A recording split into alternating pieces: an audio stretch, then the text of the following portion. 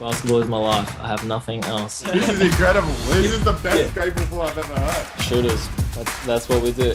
Shooters, a basketball podcast. Let's go. And we are back. I know you guys missed us last Thursday because I missed you guys too. We would like to profusely apologize for missing our weekly episode, but life is crazy. Life's full on. We're going to say it's Christmas time, New Year's time, still people traveling, people coming and going, but we are back and we're looking forward to chatting it up, all things NBL as it comes down to the end push of the season. But more importantly, I'm looking forward to catching up with my boy Darren. Darren, how have you been doing? I've been good, but no, like you said, it's funny. You miss 1 week and it feels like we haven't spoken forever, or it feels like something's missing in that week. So it's good to be back. The solo episode was a different vibe. I hope you guys got something from it. But look, we're going to be honest. It's much better to have both of us here. How are you doing? How have you been? What have I missed in your life besides from a big win versus Melbourne, which obviously we'll cover. But what else? What else is going on? Your backyard renos? Give us an update. Okay, well, I've had quite a few. First off, the parents came down for a week, which was absolutely lovely. Then Beth came down for a week, which was absolutely lovely. Then I had a good friend, Dave, come down and stay with me for a week, which was absolutely lovely. And while all that's been going on, I have been doing a major landscaping project in my backyard, which the other day we moved in about 15 tons of dirt, flattened out the whole backyard. We've planted trees. I'm currently building a 20-meter wall that's about, on average, about 80 centimeters high. So it is building a fire pit in the backyard. It's all happening. So is that the main thing? I was just about to ask, what are you actually doing? Is that the main thing, like a fire pit, or just what else is in the works? And also, who's helping you? Because I've seen some photos and they're looking good, but are any teammates besides from Jared Bairstow joining in, or is it just you two and a few others here and there? Just Jared Bairstow and me. And then when my parents came down, they helped a lot. But pretty much JB's done a couple of them, but we've been learning on the fly. The main thing I'm doing is flattening out the backyard. So from the top point of my backyard to the bottom point there was a 3-meter slope. So kind of huge. It was unusable. It was an unusable backyard. It was chaos back there. So we removed about 6 trees, flattened out the whole thing. It's been crazy. Build 2 massive kind of retaining walls and done it all ourselves. It's been a good fun project. I like that. Those projects are good, even though they could be painful. There's a lot to do and a lot, probably I don't know if you have a time limit or whatever, but you probably not. But it feels good. It feels very good when it's all done. Great. Basketball-wise, I'm excited to get a bit of a new format because, there's less and less games coming. And I just think it's cool if we just touch on a few points that we want to talk about more, and we'll be, excited and up and about to talk about them. So a slight change of schedule, but, we're still going to talk about lots of basketball, but it's just a different type of a pace, I'd say. I 100% agree. And so we're going to be, instead of running through the game sheet like we were doing, we're going to be talking about things that have caught our attention, especially coming towards the end of the season. There's some things that we noticed throughout the weeks. We're probably watching less games as we're focusing it more on particular games and then following particular stories that have been trending out throughout the entire season. So I'm going to let you take us off with our little run sheet. But you want to talk Tassie basketball to start us off. What did you think of that Melbourne game? I do. But firstly, I just want to say how bloody quick has the season gone? It always happens this way. Like it's kind of just like you look up and you're like, okay, I think Cairns have something silly like 4 games left or like 5 or 6. I don't know. I'm pretty sure they're the team with least amount left, but it's just wild. Like we say it every year because it goes so quickly, but NBL 24 is almost done. We'll have a champ and then it'll be off season. Then we'll jump into all that fun stuff and it goes too quickly almost, but it kind of makes you just be more in the moment and be more like, hey, I'm going to enjoy these last few month or so. You're 100% on the money. I mean, I remember us starting this saying who's going to win the preseason. Gold Coast only felt like a couple days ago. And I know we've got 5 games left and we're all sitting there going, holy crap, the season is coming to a close. And more importantly, holy crap, every single game matters right now. It really does. It really does. And speaking of that, yeah, you guys are back on track. That was really good to see. Normally, I'll be honest, normally don't like a blowout, don't like a game like that. But, of course, I'm going to have a special feeling towards Tassie because of yourself, of course. But it was good to see you guys get back in the winning column, even if it was a bit of a blowout. Are those games kind of like, I don't know how to phrase this, but is it hard to stay foot on the throat the entire time? It's so hard. I mean, I think anyone that tells you it's not is lying. I mean, when you get a good lead, when you're up 20, there's a different type of energy. And then when you're competing, and especially when you're versing a team like Melbourne United, where you're coming in, you're ready, you're excited, right now they're the best team, top of the ladder. There's a certain edge that you have that can't always be created in. It's definitely not created in practice.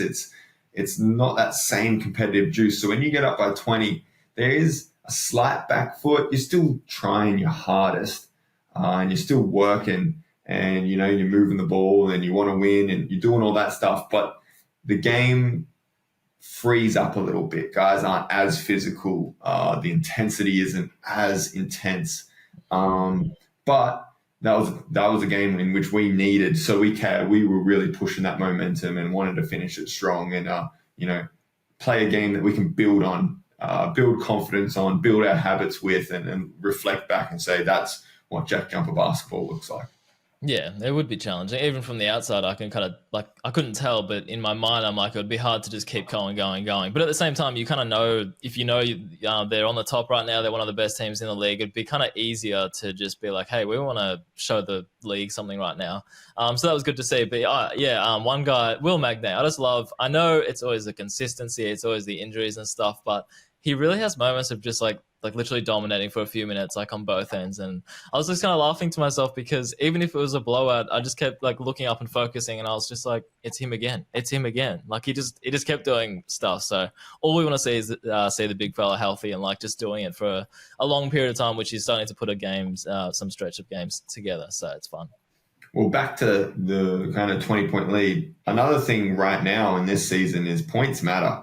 The points and four, so you're always trying to push out that lead, and winning by 25 is very different than winning by 15 when the push comes to shove with the ranking systems at the end of the season. And then Magnay, he is fun to play with when he's jumping around and bringing energy and falling on the floor and flexing and getting the crowd involved. I mean, he gives you a type of confidence that is hard to explain because he's got that little bit of crazy about him. He's a big, strong athlete that loves physicality. And when you got him, when you know he's got your back, it feels good going out there and having some fun and shooting some shots. Yeah, for sure. Speaking of the points, every points matter. Do you remember last season? This is just a random throwback, but last season you had that play where you kept going, you kept wanting to score. And I reckon that was the turning point where people actually realized, like even media, like even us, we were just like, wait, points really do matter, like full stop. And I reckon that was almost like the turning point for a lot of teams now. You see them, nobody questions if they're going to keep going. Like nobody even thinks twice about it. They're like, nah, I know it matters and I know the imports and stuff maybe a bit.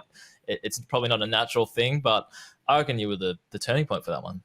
Well, it's pretty funny because I would like to think so too, that people were looking at me weirdly when I did that. And some people were talking about it. What's Jack doing? He should know better. And I tell you what, this season, there has been no holding the ball. Every single team has been trying to score. But it is funny because one of the assistant coaches from that game, when we were in the handshake line, said something to me like, come on, Jack, you're better than that. Stop acting like a clown. And push comes to shove, here we are with the whole league acting like a clown. So I hope he's taken a moment of some self-reflection, look in the mirror and say, oh, maybe I should take a note on winning and how to win some games. So an interesting one that has come back around, and now the whole league understands the importance of scoring points right down to the final buzzer. I love that. It's just one of those funny full circle moments because like you look back on that time and like I don't know, maybe both sides of the party had an argument, but it's just like no, I was just literally doing what was best for my team and I guess the smarter play overall. But moving on, I reckon we'll stick on the Tassie theme because one question I wanted to ask you was about your assistant coach Jack Fleming. I've seen a few times now, late game situation. teams always want to call up a few players that matter most down the stretch, and it's not Big Scott Roth in the chair. I've just noticed Jack coming along and bringing out the whiteboard and telling you guys, drawing up a player. I've just found that interesting for a head coach to basically move out the way. I'm sure he still has 100% of say in all that stuff, but talk us through that one. Well, the first thing is Scott Roth has openly talked about how he wants to prepare these guys to be head coaches. So he wants his assistant coaches to be pushing to become head coaches and chasing their goals, chasing their dreams, and one day stepping away from the Jack Jumpers with one of them taking the reins and taking over. Secondly is Jack Fleming has been doing that all season and preseason in training.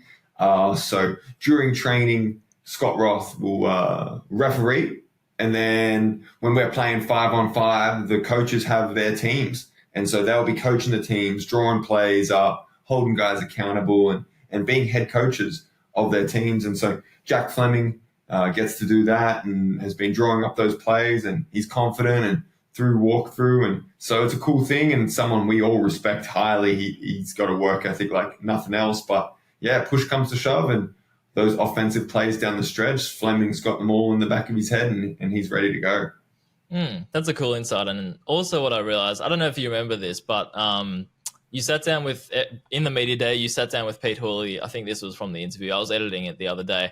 And you were saying, I think he basically says, what does success look like for you? And you basically said that if players leave Tassie better than they came in, that's success for you. And that was just funny that that's literally basically what Scott Roth is doing with his coaches. Like, it's kind of cool that the apple doesn't fall far from the tree in that regard. So that's quite cool, actually, when you think about it. Yeah, 100%. I mean, and I tell you what, you're going to keep some assistant coaches happy, working hard, especially if you know that's their goal, and you're putting them in the situations where they feel like they're learning, they're growing, and they're taking those next steps. So kudos to Jack Fleming, who I love working with, and it's a real treat to be able to spend every day with him. He's someone that inspires me for sure, and he's also a beast in the weight room. Good on him. Good on you, Jack. Let's take close friend of yours, Nick Marshall. Talk to us about him. My boy Nicky Marshall deserves a special shout out in this podcast. So there's one thing that all vets say to young players, and it's when you're a young player, you do not want to hear it, but it's the good old stay ready. Stay ready. Your time will come. Someone will get injured. Your team will go on a losing streak. Someone will play bad in a little stretch or get sick or whatever it may be. It's going to happen and your time will come. And Nick Marshall wasn't playing a lot. Yeah, it's a couple DMPs at the start of the year.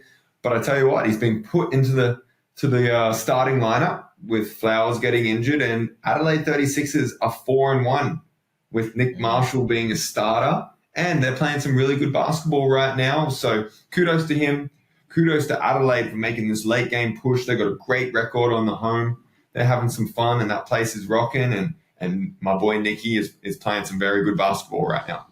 I got excited when I saw that stat, just the 4-1 when he starts, because it's a cool thing. And even Jess Radford was in our DMs the other day saying Nick needs some more love. Like, he needs to, because let's not forget, like what you said before, he wasn't playing much early in the season, but going back prior to that, he was like, people were talking to him up last season as like, this guy's already basically a star of the league. Like, well, not there yet, but he's going to be. Like, he's definitely going to be.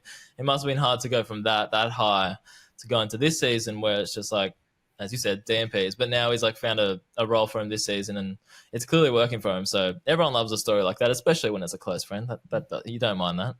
Definitely. And we got to remember, I mean, the Next Star program is a perfect example of this. You see guys in the Next Start program that are going to be certified NBA players who are struggling to play more than 10 minutes a game.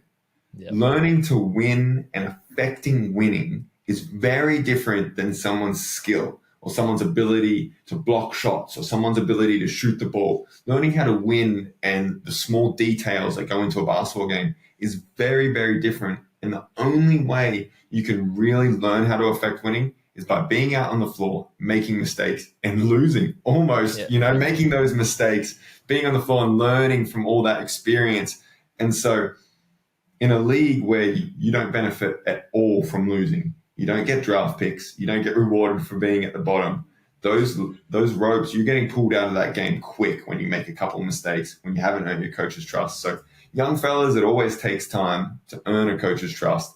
But when they get that opportunity, you see him playing well. The New Zealand's next star right now, affecting winning. His chance came, his opportunity came, and now he's out there playing 20, 30 minutes a game. You got to stay ready, and those young fellas will eventually, who are going to be the future of the league, got to grab that shot, grab that chance with both hands, and give it all they've got. It's a great call, as is the Mantis shout out, because he's been great. And I was listening to an NBA podcast the other day, and it's exactly what you said. Like, it's amazing how many times a young, well, actually, like, they're not young now, they're like kind of in their prime, but they talk about when they were young. It's like, well, how'd you get to be this good in the league? And a lot of the time, it's just like my coach didn't really have a leash on me. Like, he gave me the keys. Not even the keys. It was just like gave me some lenience to make some turnovers, make the wrong play, make mistakes, and sometimes losing just makes you better. Like, you're gonna learn off these things, and it's funny but not everyone gets that opportunity. That's why it must be so frustrating for you guys. But anyway, it's a good one, because another example of this is Sam Froling last year.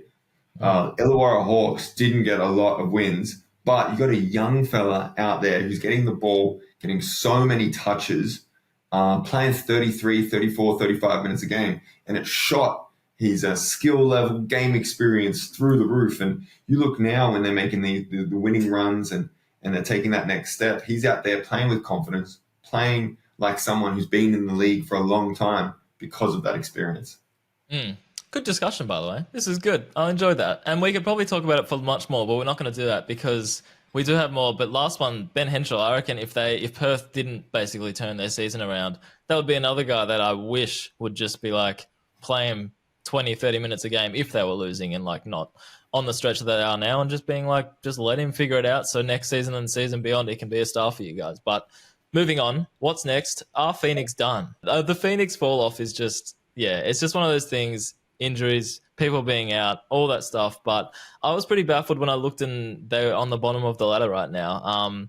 And I kind of just questioned, I'm like, was I wrong those weeks ago when I was just like, one thing Phoenix have always had since they've come into the league is good culture, but there's been some signs of kind of just like, I don't know, was I wrong on that? Or do you know, I couldn't even point my finger on what exactly the issue with them this season has been, besides from, I guess, consistency and injuries and defense. Well, I love my boy Benny Air. I love my boy Reese Vague, and I love my boy Matt Kenyon. My question from the outside is, how do these injuries keep happening? Is it bad luck? Is it just straight old bad luck, which it could be, or is there something going on that is causing that bad luck? And you have to do an investigation into both. And for me, since they've been in the league, they've had some tough stretches of injury. I mean, we look at Craig Muller, who was their starting three-man, playing well, someone that the league hasn't talked about much, but was their defensive stopper, guarding the best player on the other floor every single night. And he's someone that had a season injury. You know, now Big Williams is out for the season, and it feels like it's just continued to roll for them from season on to season on to season on, having to replace an import for, different reasons, but still turnover is tough. And when you can't find a consistent rotation of guys that are playing every single night, that's tough. Yeah, and that's a good point about Craig Muller, because like, it's no wonder people around him and teammates talk highly about him, because from the outside, let's be honest, he's not like a sexy player. People aren't going to, I don't know when the last time you Googled Craig Muller highlights in YouTube was, but it doesn't need to be highlight worthy stuff for guys like that, because as soon as he goes out, you're right. Like Phoenix, pretty much their defense probably dropped. I don't know the numbers in front of me or anything, but it's just an interesting one. And if anything, let's turn it into a positive and just shout out the impact that someone like Craig Muller has on a ball club like that, because clearly it's different. Well, now you describe them as a non-sexy player. Who's someone you describe as a sexy player? That's what I want to hear. Who's Darren's? If we're putting up a Darren's sexy player list, who's at the top? Oh, it's a great question. No, I put my foot in that one. Just the typical people that, you like watching. Bryce Cotton. I think I love when Bryce Cotton celebrates. And just quickly on Bryce, I reckon he's turned into a bit of more of that asshole on the court this year. Like, he's kind of sick of all the talk. He's just like, I feel like he's celebrated more this season, which I've loved. More sexy players. It's a great question by you. Jordan Crawford. pretty sexy. I feel just weird just labeling like that. But of course, no, there are some very fun players in this league. Anyone you like to watch that aren't on the Tasmania Jack Jumpers? Ooh, depends what we're describing. If we're talking, Sexy. if we're talking sexy basketball players, Chris Golding for you. yeah, Chris Golding's jump shot is definitely up there. I love how you knew I was going to say that. You love it. Yeah, Chris Golding's jump shot. Another sexy basketball player. I love watching Lamb play post moves. I'm looking forward to seeing him play. We play him this Friday in New Zealand, which is going to be an epic battle. And I love scorers. So anyone that can score at all three levels. Who else comes to my mind? A shout out to an ex-player, Vic Law. I love these foremen that can shoot. He's currently playing in Japan. Anyone that can score at all three levels. So what that means is they can shoot the three ball. They can shoot at the rim, post up at the rim, finish over bigs, and then they got that pull up, that mid-range fadeaway game. And so anyone that can score at all three levels, they get my tick of sexiness. I like that. Would you say you could score at all three levels? What's your most difficult? You reckon you rank? Here's a random task for you. Rank your 3, 2, 1 in terms of close, outer, mid for you. Like what's your best, middle, and worst? My best is my finishing. I think I'm an elite finisher. I can finish with the best of them, then 3-pointer, then mid-range. My mid-range is good out of like the post-up and little fadeaways like that, but my pull-up isn't the greatest. I'm always getting all the way to the rim. I love your patience down low, by the way. I always just like smile at it because you just don't care. You're just like, no, I'm here. I'm gonna make my move and it's gonna work. Anyway, I've gone on a tangent on it, but I love it. I went to my last point. You had one more point, but I have one more point. It's just Perth centric. I reckon they're almost the favourites right now, which I know sounds weird because Melbourne have dominated all season, but they're just rolling. Ty Webster's doing his thing. I love the kind of role that he's found himself for this year. I think we touched on it before, but basically I feel like he came into the league as like more of a scorer, but he's just found his thing lately and he's obviously scored well lately, but shout out to him. Bryce Cotton already touched on him. I think it's pretty much his MVP to lose. And I was just trying to think to myself, who else is realistically in that race right now? So it's an interesting discussion. I don't even have a name that comes to mind straight away, as in who does Bryce have to beat? Because there's been a fair few names that have popped up throughout the season. Well, first off, I would agree. They are playing some good basketball. I said a lot of things right there. Their record does not lie. They are winning games, winning close games, blowing teams out, winning at home, winning on the road. Bryce Cotton is being Bryce Cotton, averaging 24 points a game. He is a clear-cut MVP. It's not even close. There is no point in us even discussing a second place or a third place. He's MVP of this league this season. Congratulations to him. We can give him the trophy. We can give him the trophy right now. And then they've found a rotation that works. I mean, Ty Webster at the point guard spot, playing with confidence. Keanu Pinder providing that athleticism. And then they're rolling through guys, Wagstaff being Wagstaff, taking charges, hitting threes. Doolittle guarding some of the best players in the league with that offensive rebounding, taking his shots, some games shooting more, some games not. And they've done a great job on a team that was copping the most flack in the league, with these professional analysts ruling them out for the season, saying Bryce is no longer Bryce. We should be screenshotting those. That's why you guys listen to the Shooters podcast, because you're getting the good insights, the ones from the players and the people that understand what's going on. And they've turned it around, and they're going to be a tough matchup, hopefully, that the Jack Jumpers are versing in the semi-finals, which is what I would like to see. But and just as I'll jump in. And just as a general rule of thumb, we would never say a bad word about Bryce. And if we do, please call us out on it, because I'm Jack's scared. I know Jack's scared to say that, and I'm beginning to get in that territory because I love the man. So please do go on. Well, I was going to say, but we are going to talk playoff predictions now to end this, because there is not many weeks left and we're pushing towards the end where every single game matters. Have you looked at it, Darren? Have you thought about it? Who do you think is going to be your top 6 when the season is done and dusted? Well, firstly, I love when you do this to me because I do struggle, but it forces me to do it. So Top six. Well, yes, Melbourne. Well, let's look at the top. So yes, Melbourne, Perth are in there. You guys will be in there, I assume. It's very close. You look at the ladder and it's very close. Who do I Yes. believe in? I believe in Brisbane. I still don't know what the hell to think about Sydney, but Sydney will be in the top six. Actually, it'll be easy just to name the teams that are out, right? Hang on, 1, 2, 3, 4, 5, 6. Yeah, okay. Oh, this is very tough, Jack. Do you have any initial thoughts? Or are you just asking me? I'm just asking you because that's not my job on this is to put out predictions. But I am hoping at some point in my career, I would love a playoff match against Bryce Cotton. I mean, best player in the league has been now for the last 6, 7 years. I personally would love to verse him in a playoff series where we get to battle it out in a 3 or a 5 game series. And so hopefully we're locking away that second, third matchup, Perth versus the Jack Jumpers. Well, I like that one initially. All right, I'm just going to go out on a whim because do you remember at the start of the season you told me, Darren, name your championship predictor? And I said Perth. So I'm going to stick to my guns. I reckon Perth I'm just going to jump straight away to the championship. Perth are winning. And now that you said that, Perth and somehow Melbourne drop out. But Perth are playing Tassie in the finals. Sure, you can hate on me later, but that's all right. The teams that will miss out, Phoenix, I'm sorry, I don't know what happened. I think you're going to miss Adelaide. You did pretty well lately, but I think you're going to miss out. Oh. For some reason, I really like the Cairns team, but I'm just going to say Illawarra are going to make it over Cairns. So that means Cairns, New Zealand, Adelaide, Phoenix are the ones that will not make the top six. It's a beautiful prediction.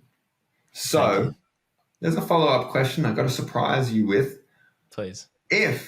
Because I needed you to put this situation into the universe for me to ask you these questions.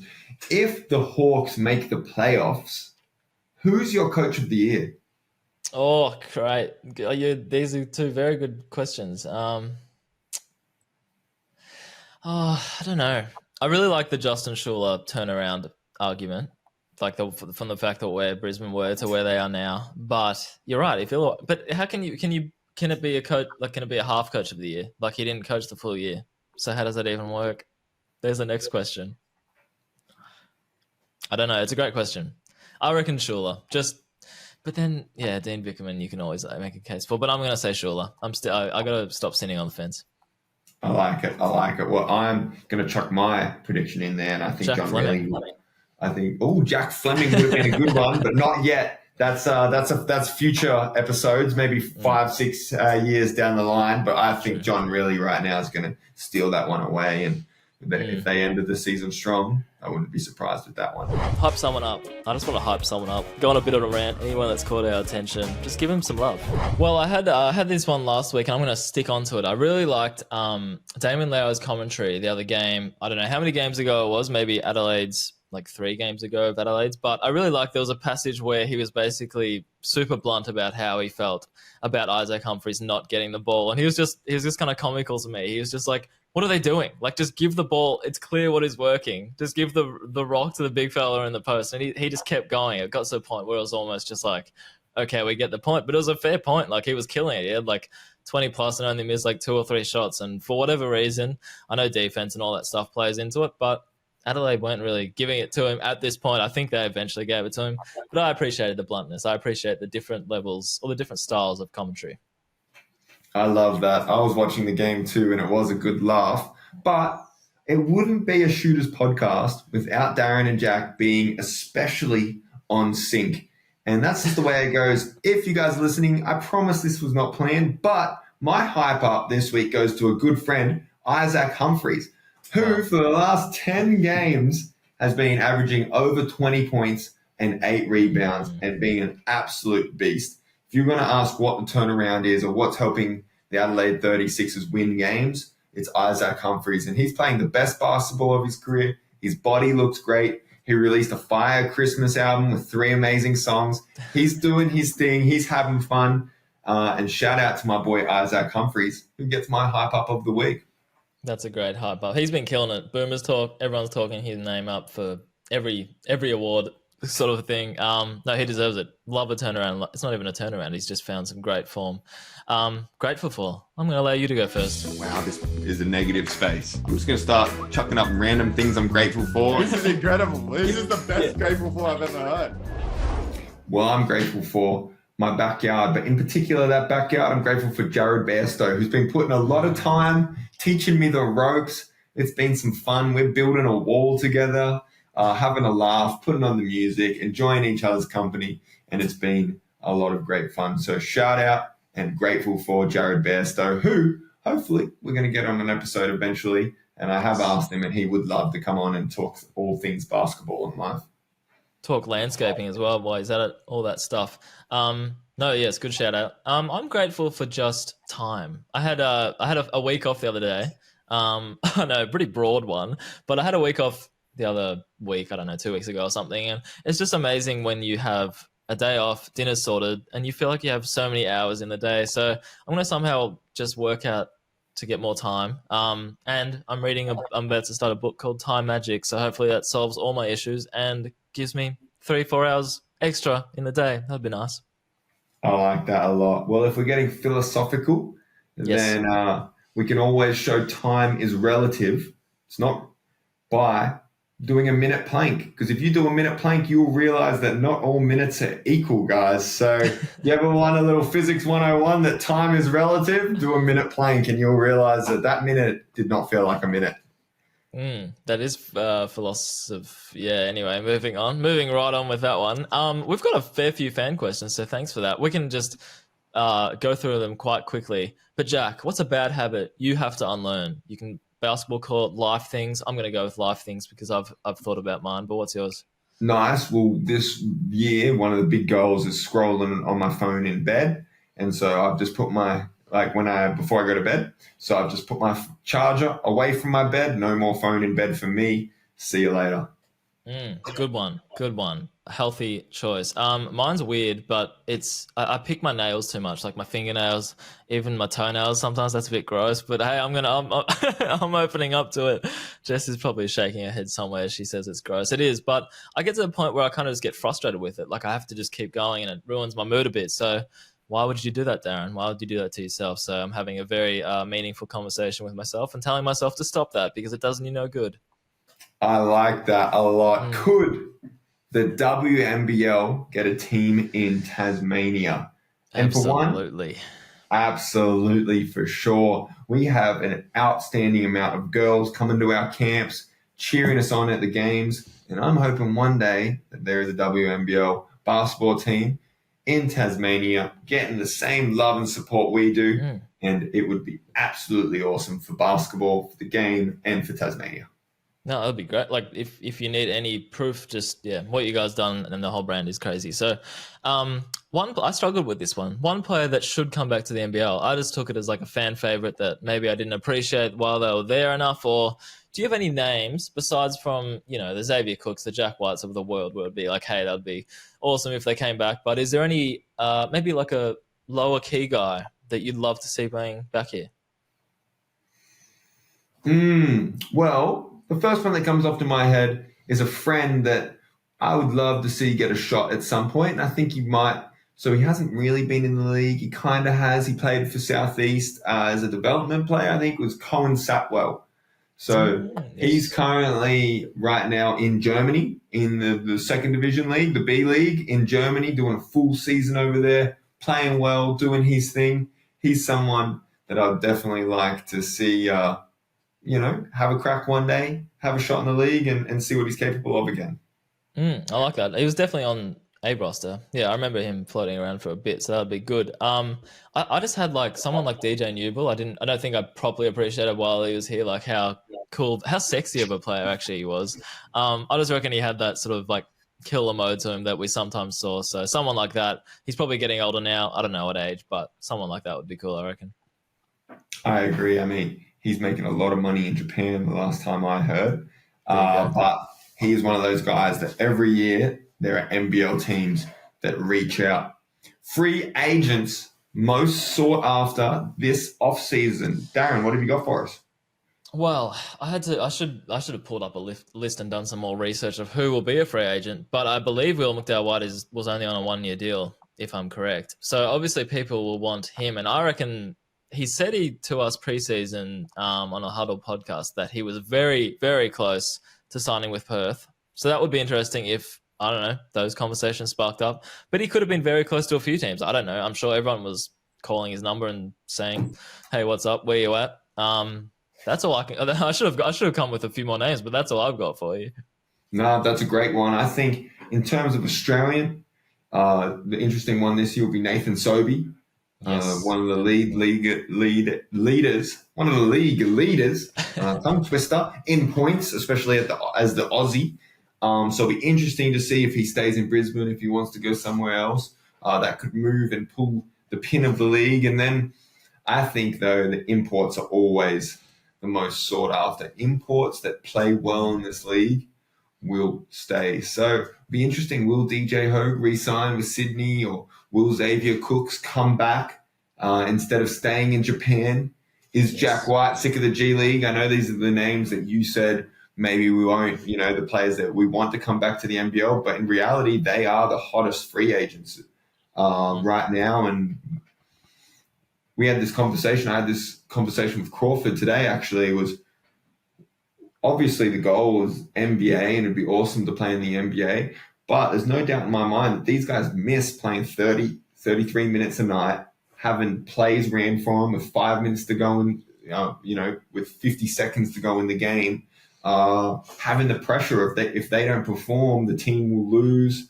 That is what we live for as athletes. And so you're going to miss that. Zabe is missing that. He's in Japan doing it right. But Jack White's probably missing that. These guys that are on NBA rosters, it is a different type of lifestyle. You're working out a lot more instead of playing the game you love.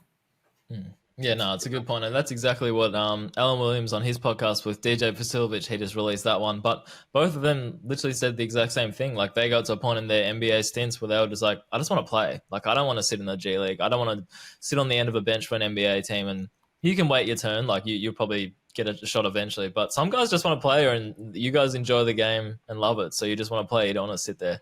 It's that simple sometimes. 100%. And I always love when Darren gets a personalized question. So this one is for Darren. How do you get into shooting slash media? I'm going to say shooting slash media for the NBL. What was the steps? What was the process? How did it happen?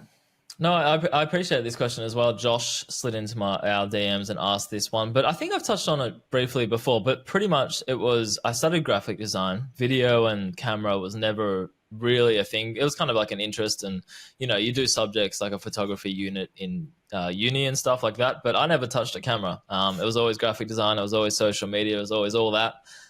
One day, my manager Guy Neville, he was like, me and another guy, I think it was Luke Sakari. If anyone's around the NBL circles, have probably heard his name. But I think we're at like a next gen camp, if you remember those ones. And Guy was just like, "Hey, there's a camera. Like, why don't you guys go try to get some content for us?" And mind you, this was a time where our teams were much smaller. Like, we didn't really have anyone like that. It was just a few of us running around, and I was anxious to pick up the camera. Like I didn't really know what I was doing, and I wasn't used to. I still get moments now where I just feel like I'm invading someone's privacy. But as soon as I did it, I was like, "This is pretty cool." And then you see the final footage, and you're like, "Okay, I appreciate this more." And it basically just started from that. So I never studied in cinematography or any units like that. I was always just like hey, this is cool. I'll try it, and just it got to a point now where it's the most thing the best part about the job, basically, for myself. So it's always interesting how someone gets into that position. But I'd just say put your stuff out there. Like that's just the number one thing I always go back to. So I was going to say that you obviously just said put your stuff out there. What would be your advice to a Mm. beginner photographer, videographer about learning the skill of it? What would be your advice to someone that's new, not necessarily getting a job, but how to learn the skill and how to improve in the art form of it? I think there's probably different elements. It's like, I don't know, being a good basketballer and stuff, but just being on the tools, like just doing the reps. Like even I've had this conversation with a fair few younger people that want to get into it. And it's just like, just go down to your local basketball, your local footy, and just shoot. Like you're and expect to be bad at the start. Like I think that with all creative things, like just expect to be pretty average at the start, and almost just be like, yeah, I'm happy with being shit to begin with. Like you don't have to be. You're not going to blow yourself away initially when you first do these things. So that's what I always go back to. Just do it. Just get reps in. And if you're interested enough in it, like I was always looking up YouTube videos and always looking online to just get tips from people that might be in spots you want to be, or just tips from anyone in that space. But at the same time, don't compare too much, because that's a bad path to go down. I love it. Wisdom with Darren. Get on the tools. Don't compare too much, and jump on the YouTube and learn. Pretty much. That's it. That's all I say. Well, that about wraps us up for this episode. Is there anything you would like to discuss more? Would you like to take us out? No, good to catch up first and foremost. No, well, yeah, that's all I got. Go bloody NBL. It's going to be finals by the time. It's going to be finals very quick. And now that you mentioned that Tassie versus Perth matchup, that would be great to clip up when it happens. I should get you to record an individual thing for every single team out there, so it just works as a nice little social clip. But no, thanks for following, guys. It's always nice catching up and having a few loyal listeners along the way.